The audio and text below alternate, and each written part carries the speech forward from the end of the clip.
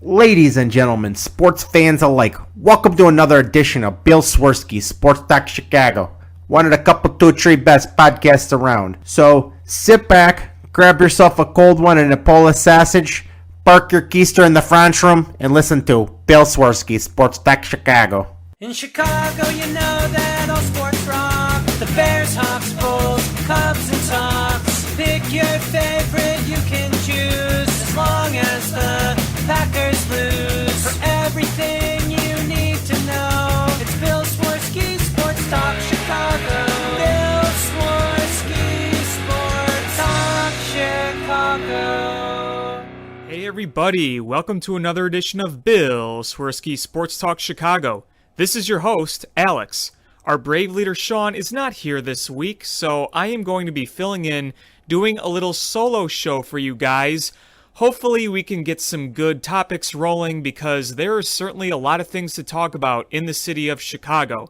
But first, I would like to thank our sponsor, the Rockford Ice Hogs. If you're not familiar with the Rockford Ice Hogs, they are the AHL minor league affiliate of your Chicago Blackhawks. What does that mean for you? You get to see the stars of tomorrow today at family-friendly, affordable prices. The AHL season has wrapped up. Unfortunately, we won't get any playoffs, but the AHL will be back next year. So be sure to get yourself a hat, shirt, jersey, tickets for next year and more. Tell them Swirsky Sports sent you. Alright folks, a lot's happened over the past week or so, and we're recording this on Monday night. This is Monday the 24th, so I'm sure by the time you hear this episode, there's going to be even more storylines. But we're just going to talk about what we have up to this point. There's good, there's bad, there's confusing, there's weird. So let's just dive right into it. I think that there's a lot of people who want to talk about the White Sox right now. Which makes sense. There's a lot going on. So, you just look on the field. The White Sox were able to beat up on the Twins in 2 straight series. They swept the first series, won the next one, 2 out of 3. Then you lost a really rough one in New York. You got swept. 2 walk-off losses, one on an RBI single, the other on a walk-off walk, Aaron Judge, bases loaded. And then in the middle game, Yankees just shut you down and beat you pretty good. But we have to talk about the biggest story. And it's unfortunate that the biggest story for the White Sox isn't that they're beating up on their division and they're sitting in first place among top 5 teams in the power rankings. We have to talk about the unwritten rules of baseball. Because every time we try to grow the game, the unwritten rules come back. Now, I understand that people have different perspectives and people have different views on what they find respectful or not. I get not everyone is going to have the same opinion, and I understand that. And I'm not here to try to dunk on people's opinions, but it gets to the point where it gets flat ridiculous. And this is where our good friend Tony La Russa comes in. Everyone knows the story by now. The White Sox and the Twins are playing. The White Sox are beating the crap out of the Twins. The Twins put a position player up there to pitch. So you're pretty much have given up by now. You know you're not going to win the game. You're going to put in a position player. 3-0 pitch. Yermin Mercedes swings. Belts it out of the park.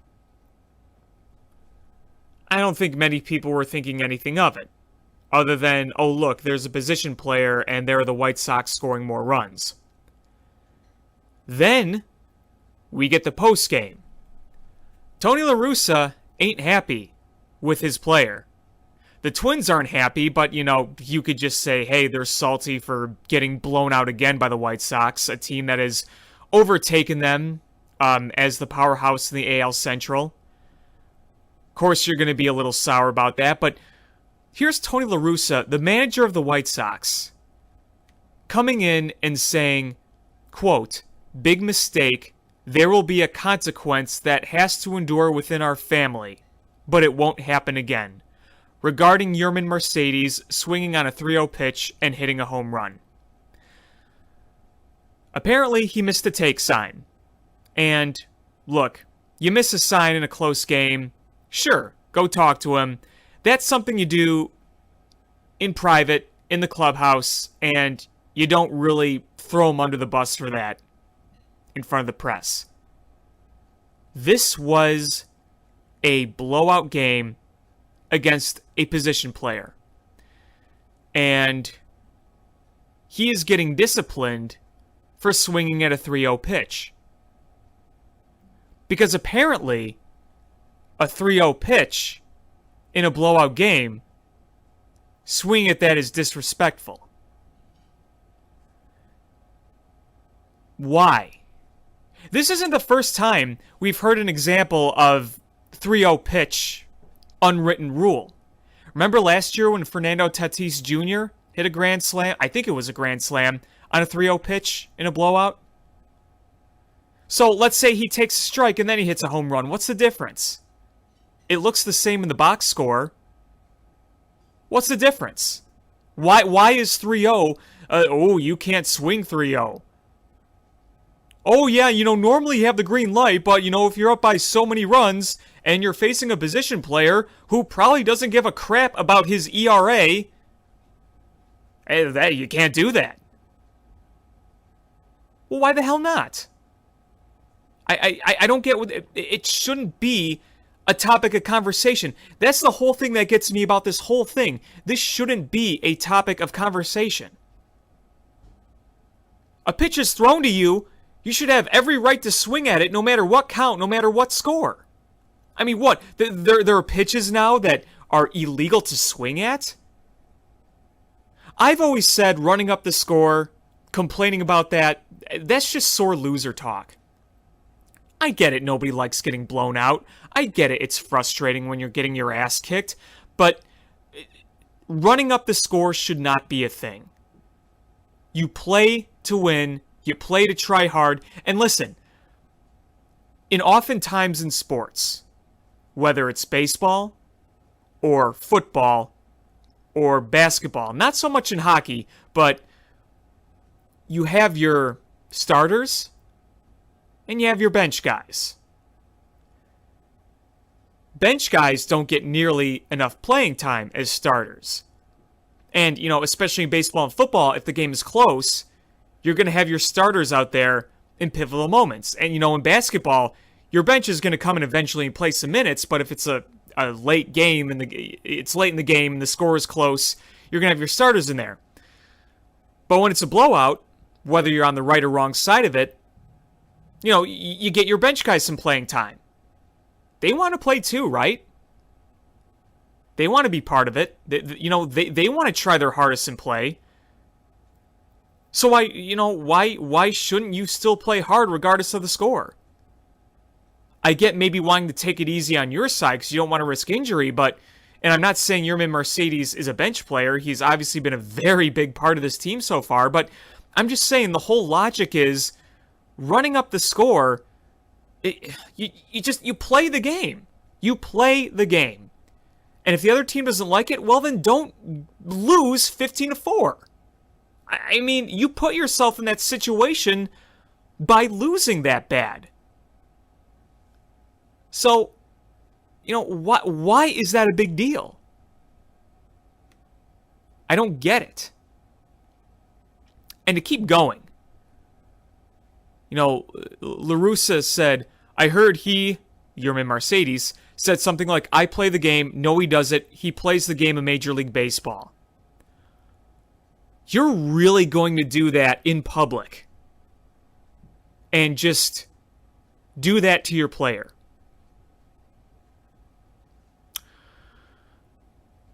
In response to that, you have Mercedes, Tim Anderson, and other players basically subtweeting Larussa, or the situation, I should say, saying, I'm going to play the game. And the players are supporting him. The players are publicly supporting the player that their manager has basically just crapped all over. You're captain of your ship. is doing this. And the players are having none of it. As they shouldn't.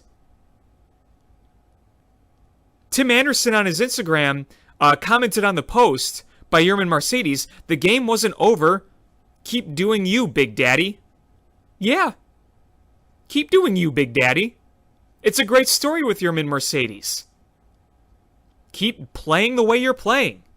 You got the swagger going, you're feeling it, keep playing.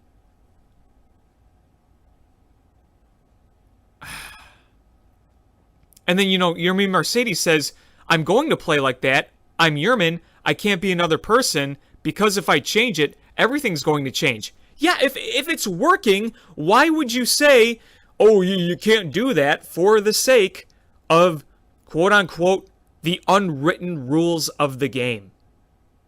This should have never been a big deal.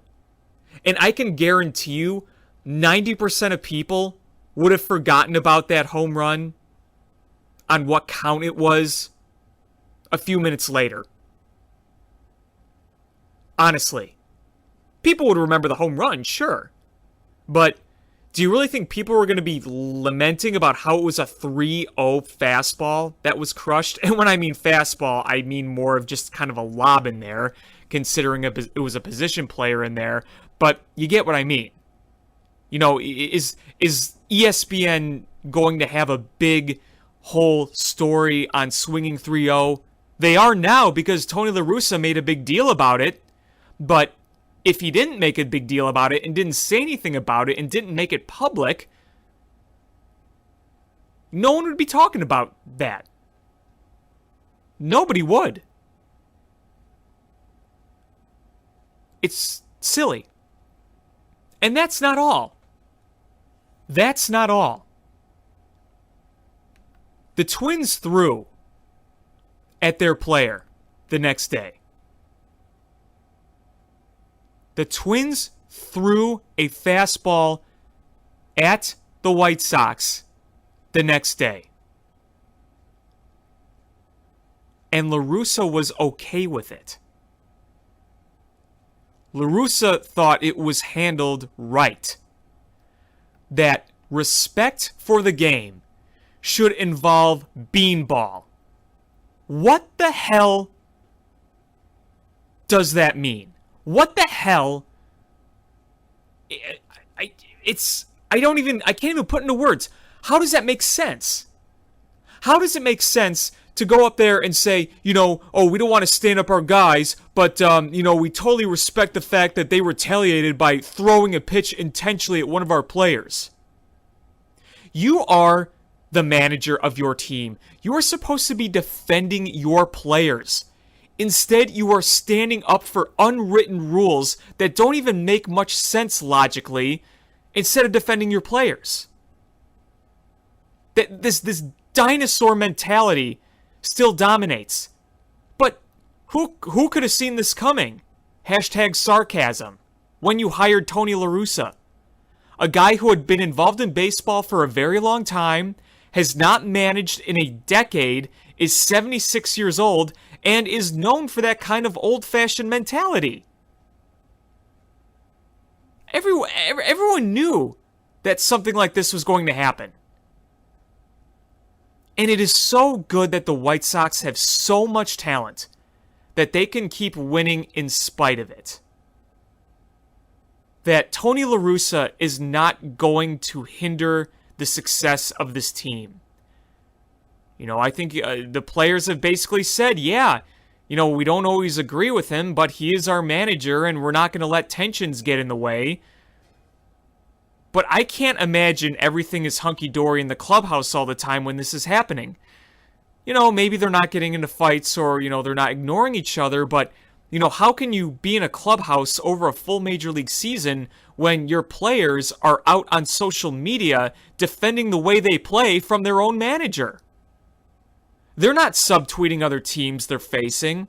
They're not subtweeting other managers that they've faced. This is all related to their own manager. But the team seems pretty united under it.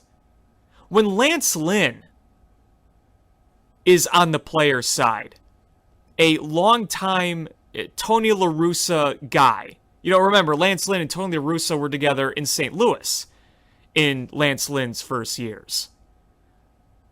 And, when Lance Lynn is saying some of this stuff, it's like, well, what does that tell you, Tony? But is Tony going to adjust his thinking? Is Tony going to suddenly be like, you know what, you're right, unwritten rules are stupid? I don't think so. Tony La Russa is going to be who Tony La Russa is. People are not going to tell, within the organization, people are not going to tell Tony La Russa what to do. The players might play the way they want to. But other people within the organization, Tony La Russa is basically the mastermind, so to speak, put in place by Jerry Reinsdorf.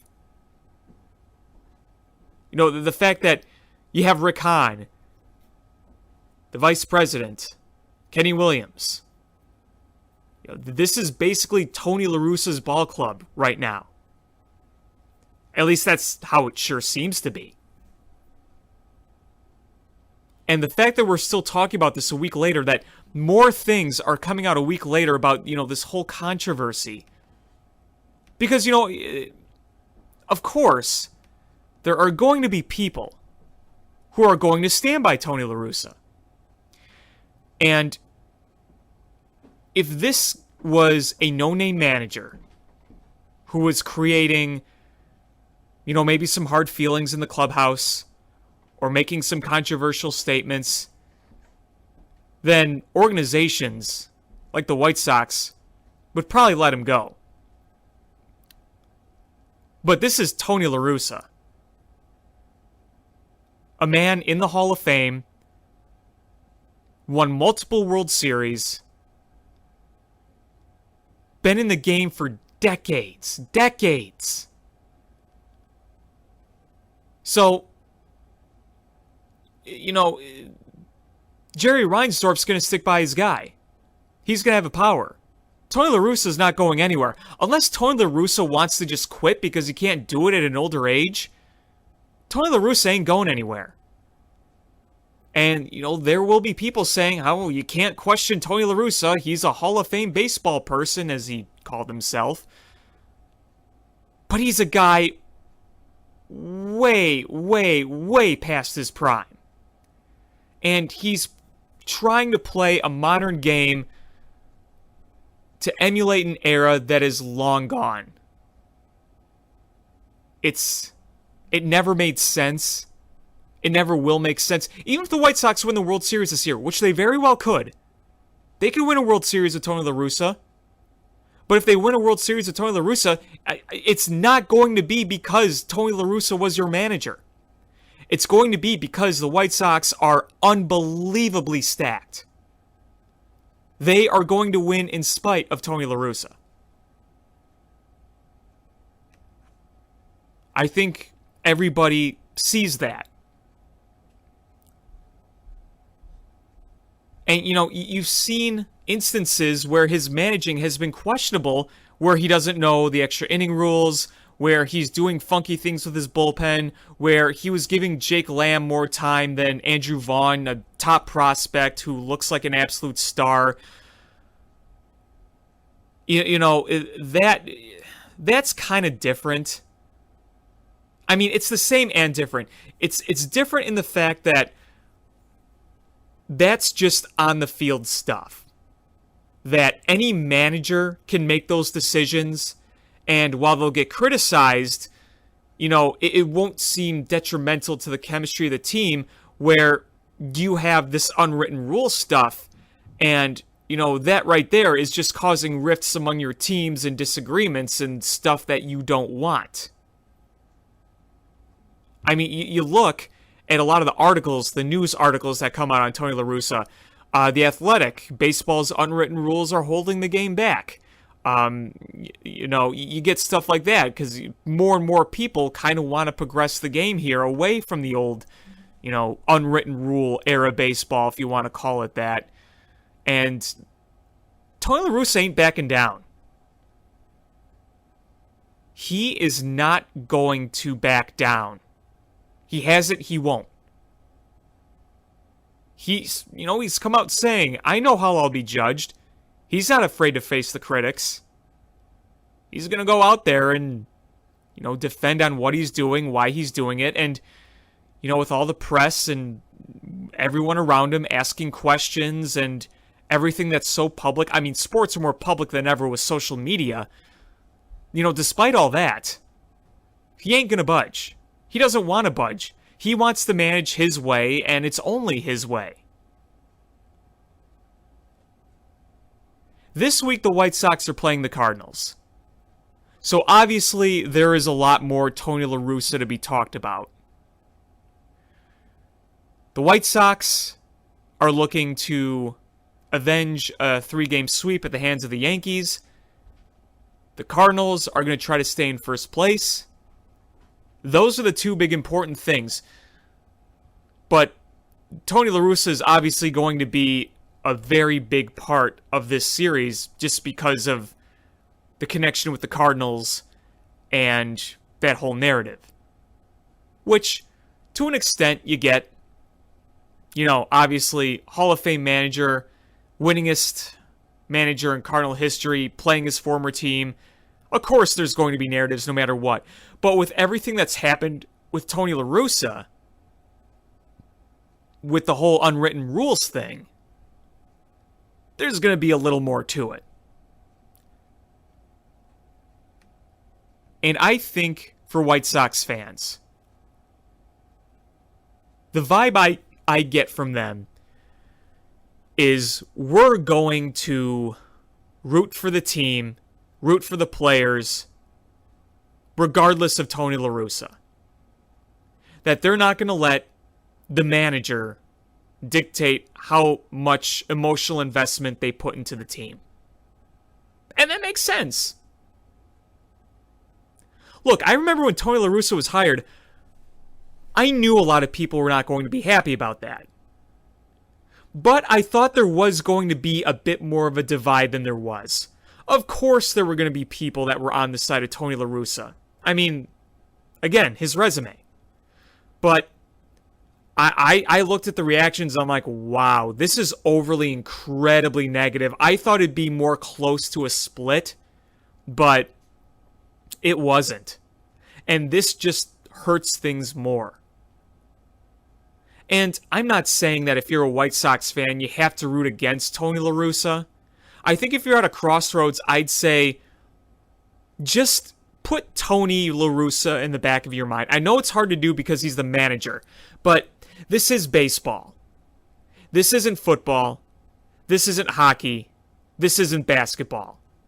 In those sports, the coach/manager is directly involved in the dynamic on how they play. In baseball, yeah, the manager makes the lineups, though you could argue the front office is more involved in that these days with advanced metrics. They make the bullpen moves, the starting rotation. They try to get guys in the right position, yada yada, but really, guys are out there playing the game. Whereas, say, you have an NFL coach where he has a certain scheme that does or doesn't work. That's going to affect the play. But when you have such a talented team like the White Sox, and they're winning in spite of Tony La Russa, then you can kind of put that in the back of your mind. Just root for the players, not worry too much about La Russa, even though it could be hard because it seems like La Russa continues to drag this thing on, or the press continues to drag it on, and Tony La Russa says more things, and that gets pushed further and further, and things happen, and, Tony La Russa was clearly unhappy about the continued questions about Mercedes and the unwritten rules, but, you got to answer to them, and he's not backing down. So, that's pretty much my whole thoughts on the whole Tony La Russa thing. Let's move to the north side. The Cubs are playing some decent ball here. I don't know how long it's going to last. I don't want to get overly excited. But a really nice series win against St. Louis at Busch Stadium. And before that, you had a 4-game set against the Nationals, against old friends John Lester, Kyle Schwarber, Davey Martinez, Starlin Castro, Jim Hickey.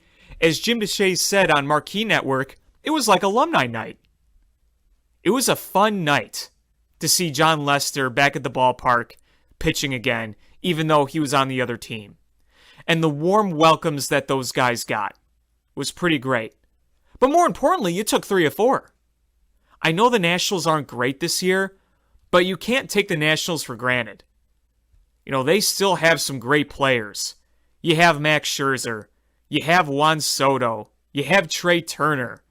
Kyle Schwarber can still hit the ball a long way. I mean, he hit 2 home runs in the series. And you took 3 of 4. And the one loss was a close loss. You were really 1 base hit away off Scherzer from possibly sweeping that series. But, you know, taking 3 of 4, that's pretty dang good. Sweeping a 4-game series is tough. But the Cubs have dealt with a lot of injuries.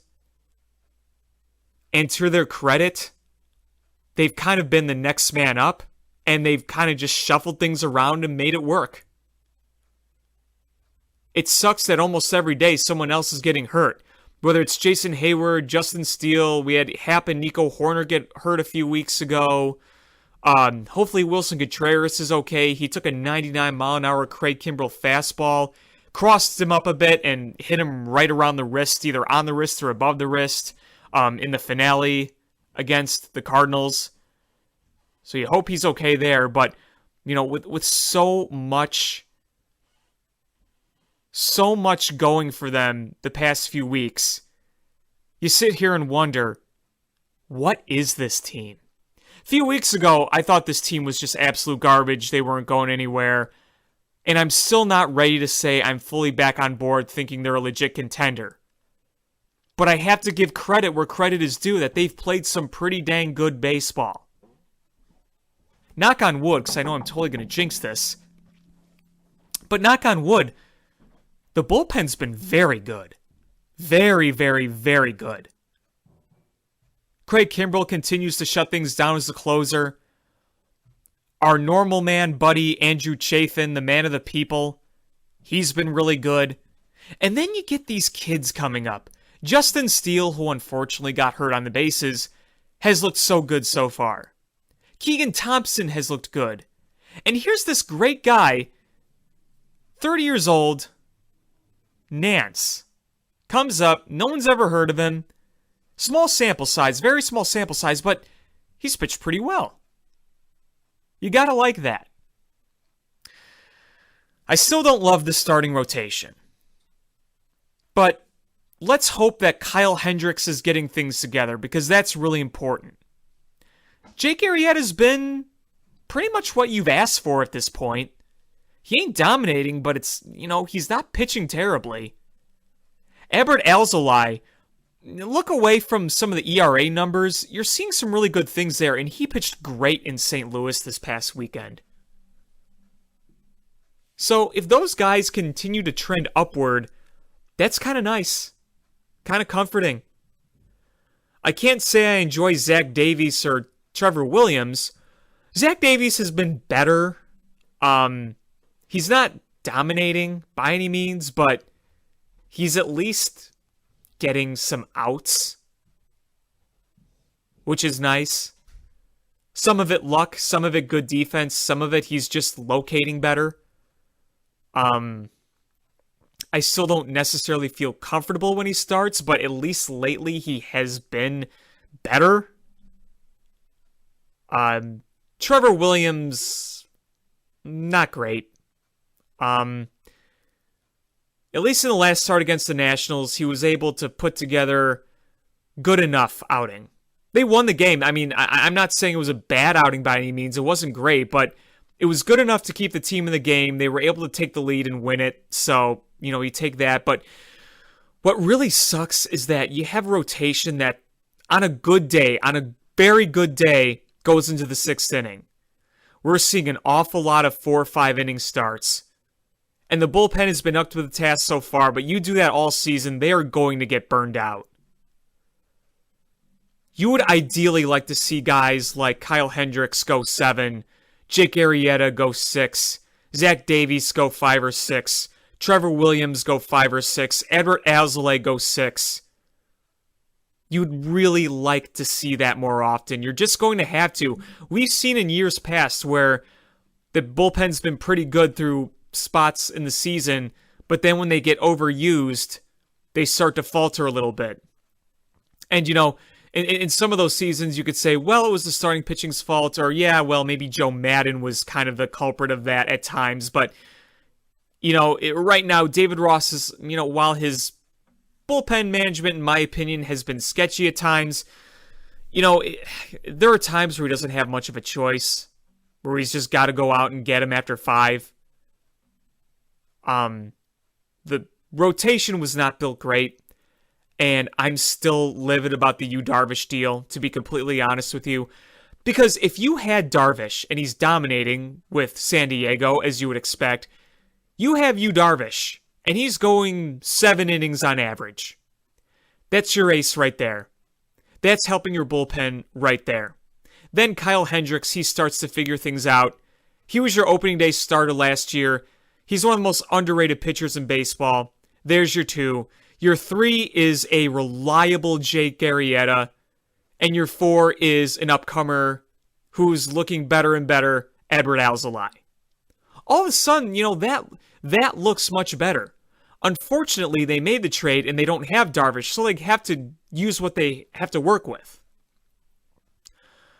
I just don't know how sustainable it's going to be. Again, give him credit. Won a good series in St. Louis. I was actually in St. Louis this past weekend. Shout out to my buddy John. We celebrated his marriage with his lovely wife Sarah. So congrats again to you guys. So we drove by Busch Stadium. We didn't go in. We didn't go to the games, but we drove by it several times on the highway. And the first night I was there was Friday night. And that's when they won 12-3. And John and I are both big Cub fans, and, we were celebrating that as well. Watching them win a big game against the Cardinals where it was close throughout, and then they just went into ass-whooping mode in the 8th inning and won that game handily. Then, in the finale, Adam Wainwright was just sawing off the Cubs mercilessly. They weren't doing anything. They had 2 hits in 9 innings. Both of them belonged to Chris Bryant. And then, in the top of the 10th, you have Baez hit the game winner, a bomb to center field, and then Craig Kimbrell gets the last 3 outs, and you look at a 2 out of 3 series win. And then an off day to travel to Pittsburgh. This Cubs team has overall been very different since that Dodgers sweep. I'm not saying dominant. I'm not saying World Series bound. I'm not even saying playoff bound. But they're getting more timely hits. They've been getting better pitching performances. They've been cleaner in the field. And they're doing this with a bunch of injuries, with guys going up and down. It seems like when one guy comes back, another guy gets injured. So they're definitely playing some better baseball. And that series win in St. Louis drew you pretty close to the Cardinals. It's a long way to go, but had you gotten swept in St. Louis, you're looking at a 6-game deficit. And you're probably not feeling too great if that's the case. But now things are different. Now you're looking at the situation and saying, they're still in this. Even if you don't fully believe, and I don't think I fully believe in this team, I don't think you could go 162 games relying on this rotation or these number of injuries or having to tax the bullpen like this. But it gives you a chance to do something. The Brewers are going to be right there too. The Reds are not going to go away, I don't think. I'm not saying they're going to pass the Cubs or win the division, but I don't think the Reds are going to just finish well below. I think they have enough offensive talent to be in there. So it'll be interesting. It really will. it's great seeing Chris Bryant just continue to hit. The guy is locked in. And I love watching Nico Horner, both in the field and at the plate. Dude hits the ball hard. And he can flash the leather. Really fun to watch. Jock Peterson is warmed up. He's been fun to watch. Finally hit another home run on the first pitch the other day. Baez, as irritating as the strikeouts are, he's hitting home runs and driving in runs. I know the strikeouts are frustrating. I get frustrated with them. I ask myself, do we really want to keep this around? But, he's helping produce runs. I'll give him that. Ian Happ's been playing better since coming back. Anthony Rizzo is doing basically Anthony Rizzo things. I would like to see him kind of up his power game a little bit, though. Feels like it's been a while since he's upped his power game. But you may think of Anthony Rizzo and say, oh, he's not doing much this year. I don't think his stats are good. But if you look at what he's doing right now this season, as of Monday night on the off day, 258, 369, 439, 808 OPS. I mean, that's productive. That's kind of where he's been at in his career. Not quite. But, he's a career 270, 372, 484. So the average is a little lower. The OBP is right around there. And the slugging is not that far off. So, he's really, even though it may not seem like it, Anthony Rizzo is still playing pretty good. Do I think his best days might be behind him? Yeah. Do I think his future looks kind of more like a high OBP, meh average, but good overall production? Yeah, it wouldn't surprise me if Anthony Rizzo is kind of a 240, 260 range type hitter primarily going forward. But if his OBP is around 370 and is slugging above 410 and is, still grinding away at bats, I think we'll take that. I'll take it, certainly. But the Cubs have an opportunity against the Pittsburgh Pirates to keep it going, and that worries me. The Pirates have been a thorn in the Cubs' side all year. And I know we're not even to June yet, but the Cubs have already played the Pirates 3 different times. And I should say 3 different series. And, yeah, the Cubs lead the season series, but they were all just clawed at each other. It wasn't... You look at this Pirates team on paper, and you're thinking you should win 10-0 every game. But these are really low-scoring, close games between these two. I really think the Cubs just need to kick their ass. But PNC Park hasn't been particularly friendly the past few years to the Cubs. The Pirates have really been a pain in their ass. It almost wouldn't surprise me to see them lose 2 of 3 in Pittsburgh. After taking 2 of 3 from the Cardinals, 3 of 4 against the Washington Nationals, you took care of business against the Detroit Tigers. You go back to when they swept the Dodgers, they swept the Mets. Seeing them lose 2 of 3 to the Pirates would almost not surprise me. But you need to take advantage of this. After this, you go home and play the Reds. Not saying the Reds are world beaters, but they still have offensive weapons, and we have reached offensive Wrigley Field days. It's a hell lot warmer now, and that ball's going to be flying out of the park. And then you have the San Diego Padres come to town, who are hotter than the sun. Fernando Tatis Jr. is one special player. He is, in my opinion, the new face of the sport. Mike Trout is still the best player in the sport, but between the swagger, the personality, and just how young he is and how good he's doing, He is like the entertaining face of baseball, Fernando Tatis Jr. Absolute monster. That's going to be a tough series. Yeah, just speaking of Fernando Tatis, only 22 years old. He's got 13 home runs in 30 games. He's hitting 309, 384, 727 with an OPS of 1.111. So OPS over 1,000, slugging over 600, OBP over 380, multi-digit home runs in 30 games. Kid's special. He is really stinking good.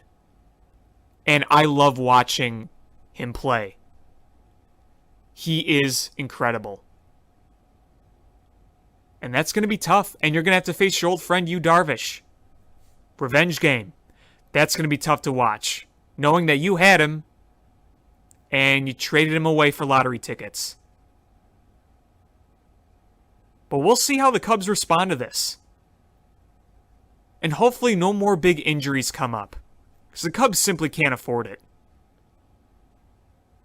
And I'd like to think that those two losses against the Cleveland Indians a few weeks ago, those are both wins for the Cubs, had that team been fully healthy. Because the guys on the top of the order got on base, but the guys at the bottom of the order, you had Ildemaro Vargas and Eric. I mean, you had borderline quadruple A players who wouldn't be on the roster had everyone been healthy. You put Nico Horner in there, they probably win those two. That's my opinion, at least. No disrespect to those other guys, but, you know, when you have bench guys who are being called up from AAA, makes things a little bit more difficult. But you gotta like what the young starting pitching and the young, I should say relief pitching, Albert Alzolay is really the only Cubs prospect, but you're seeing a lot of prospects come up through the bullpen, and you really gotta like what you're seeing there. So hopefully that continues. So, props to the Cubs for keeping this interesting.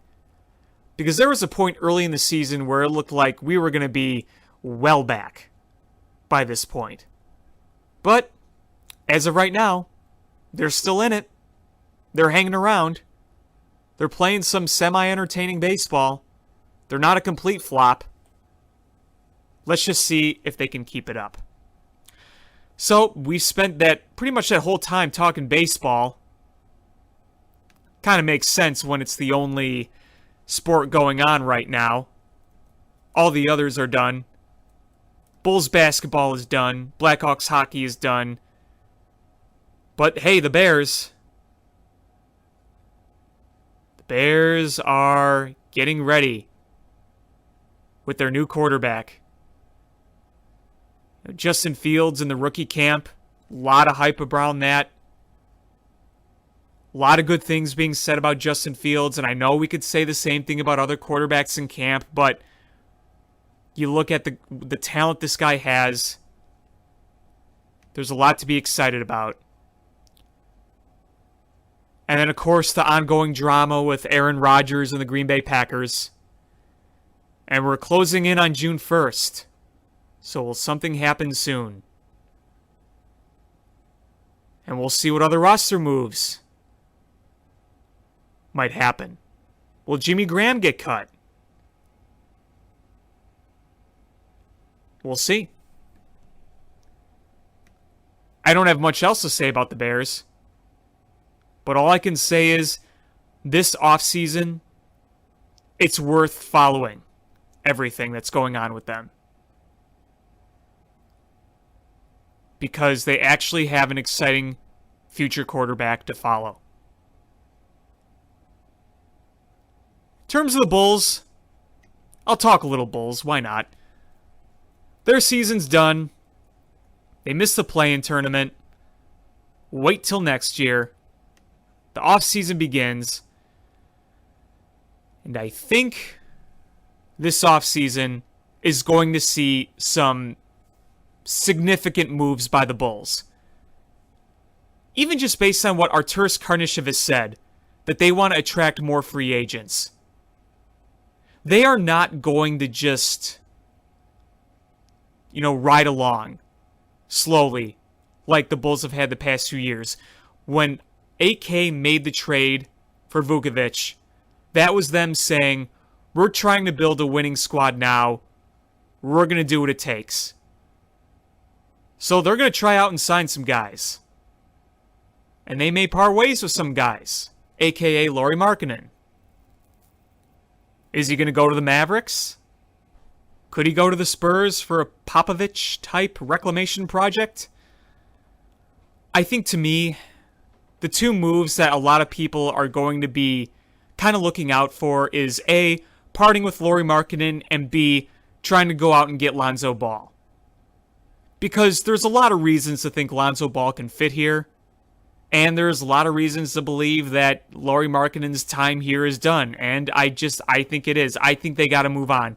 I really liked Lauri when he first came here as a kid. I think there was talent there. He couldn't stay healthy, and just not finding it. And I think there's still room for him to find it. I just don't think it's going to be here. I think he needs a change of scenery, and the Bulls need a change of scenery from him. The two moving on from each other would be, I think, for the best.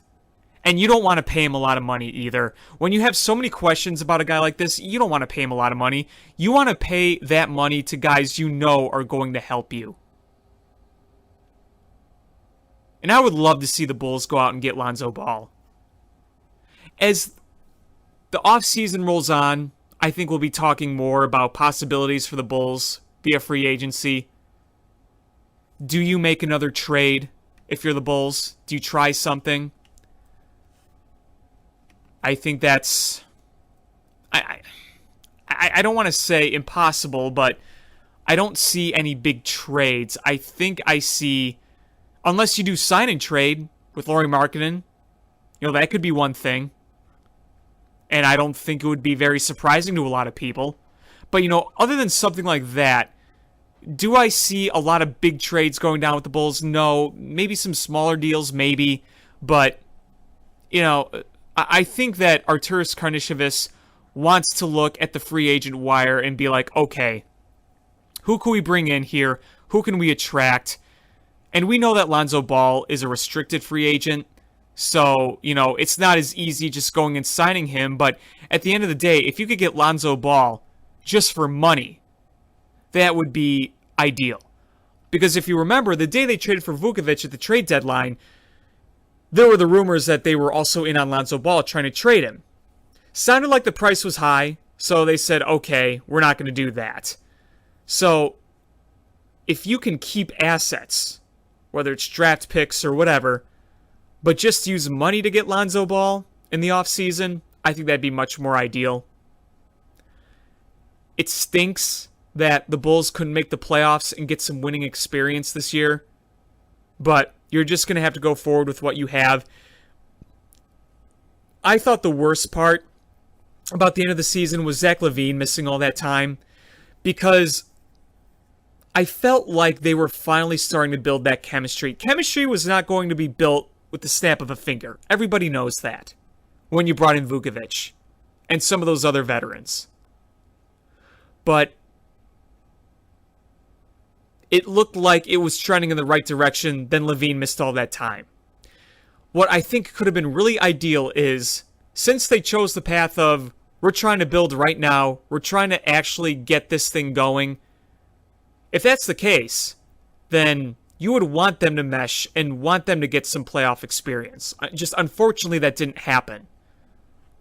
So we just got to move forward in the offseason and, continue to build.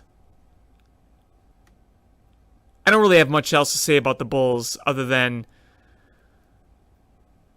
I think we're finally going to see a team next year where we've really rid of the Garpax sludge. Because that was a lot about this year, was just kind of cleaning it out. But we'll see. Let's be hopeful. Don't have much to say about the Blackhawks. And I don't have much else to say about Chicago sports. But, there are maybe a few things I want to talk out just on the sports landscape in general. There's been a lot going on, and since more people are going back to stadiums, I think bigger and better things are happening. We're seeing bigger capacity crowds. Seeing people at NHL playoff games again is great.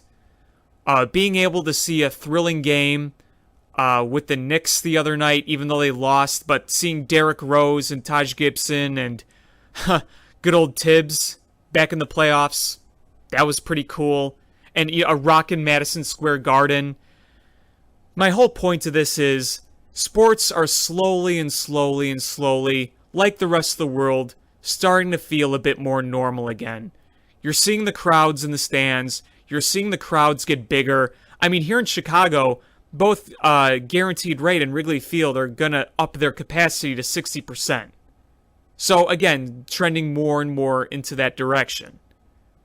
You know, it's just crazy. Last year, we watched baseball games played in completely empty stadiums. We saw NHL playoffs and NBA playoffs being played at empty stadiums in bubbles. And we saw empty NFL stadiums. Like the Bears, like Soldier Field. That was completely empty throughout. Not all of them were empty, but, you know, here in Chicago, every team in this city pretty much played a full season, if you want to call last year's 60-game season a full season. So I'll say, quote-unquote, full season in front of no fans. Because the Bulls and the Blackhawks didn't have any fans until, like, the last week. The Cubs and the White Sox didn't have fans during their 60-game season last year. And the Bears went a full standard season without fans at Soldier Field. But now things are slowly getting back to normal. We had the PGA tournament. We saw Phil Mickelson at age 50 win the championship, the oldest ever to do it. Hopefully the NHL and NBA playoffs continue to bring more excitement here in early summer like it normally has. Last year at this time, we had no sports. Now we have sports at this time again. And while some things are still different, it's much more normal than it was last year. And it feels very good. I also hope that as we go along, that not only will we be able to safely be in full capacity ballparks again, we'll be able to see the fans at Soldier Field in the preseason.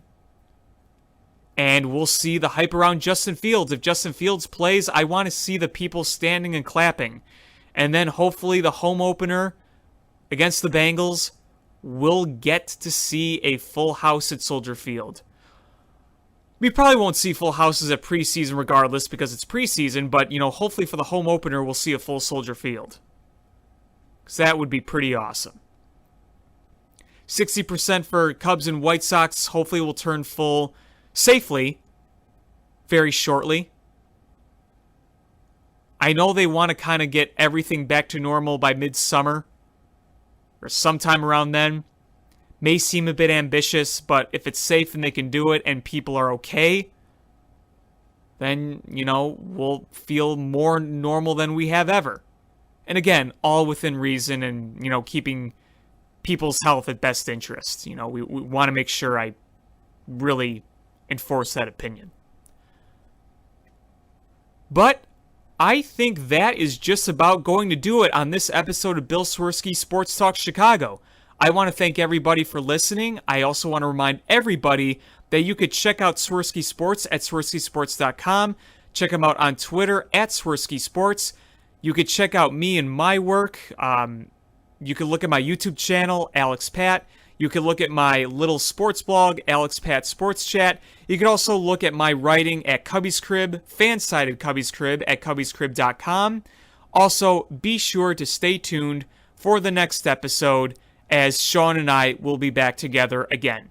So until next time, thanks again everybody for listening, and bear down. Cubs win! What a lucky break! The good Lord wants the Cubs to win! We thank Ditka and God for all they have provided. Cubs win! Cubs win! Cubs win! Oh, I don't want her. You can have her. She's a Packer fan. She can't fit in my van. And she looks like... Remember, New Yorkers, smoking crack is not legal on planes. Bears 31 to -7. The Bears.